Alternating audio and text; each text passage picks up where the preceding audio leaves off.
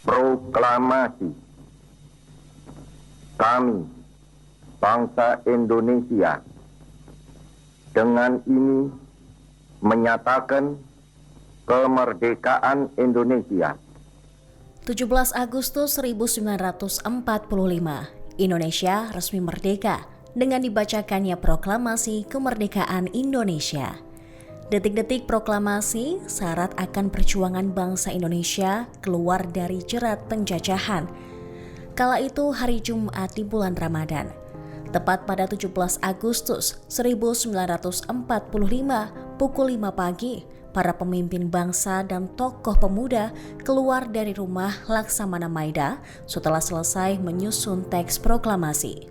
Mohatta menggambarkan suasana pagi itu masih sangat sunyi. Embun pagi masih menggantung di tepian daun.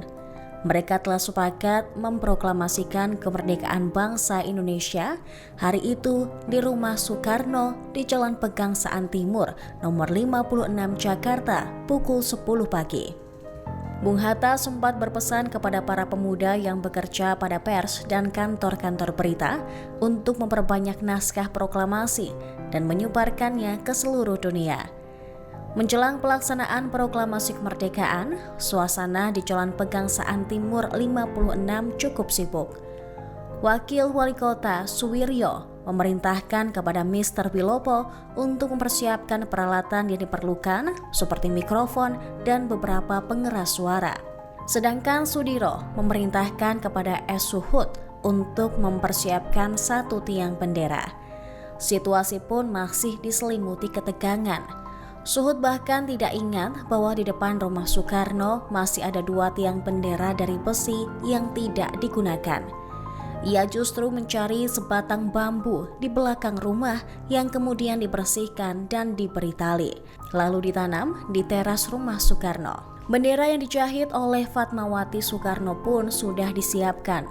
Bentuk dan ukuran bendera itu tidak standar lantaran kainnya berukuran tidak sempurna. Soekarno saat itu terserang sakit. Malamnya ia panas dingin terus-menerus dan baru tidur setelah merumuskan teks proklamasi. Sebagian tamu undangan pun sudah datang. Para pemuda tak sabar. Mereka mulai mendesak Bung Karno untuk segera membacakan teks proklamasi.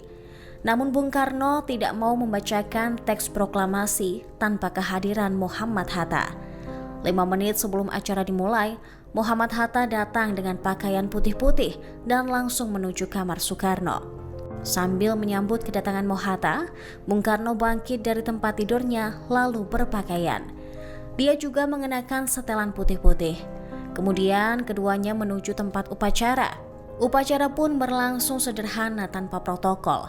Latif Hendraningrat, salah seorang anggota PETA, mempersilahkan Soekarno dan Muhammad Hatta maju beberapa langkah mendekati mikrofon.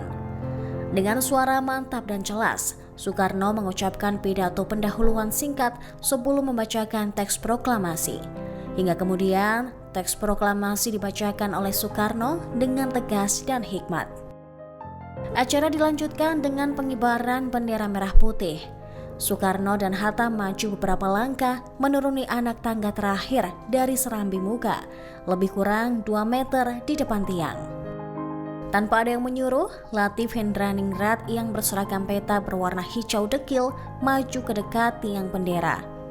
S. Suhud mengambil bendera dari atas baki yang telah disediakan dan mengikatnya pada tali dibantu oleh Latif Hendraningrat. Bendera dinaikkan perlahan-lahan. Tanpa ada yang memimpin, para hadirin dengan spontan menyanyikan lagu Indonesia Raya. Bendera digerek dengan lambat sekali untuk menyesuaikan dengan irama lagu Indonesia Raya yang cukup panjang. Proklamasi kemerdekaan Indonesia menjadi puncak perjuangan bangsa Indonesia yang sudah berlangsung berabad-abad lamanya. Hari kemerdekaan dijadikan hari libur nasional melalui keputusan pemerintah yang dikeluarkan pada 18 Juni 1946.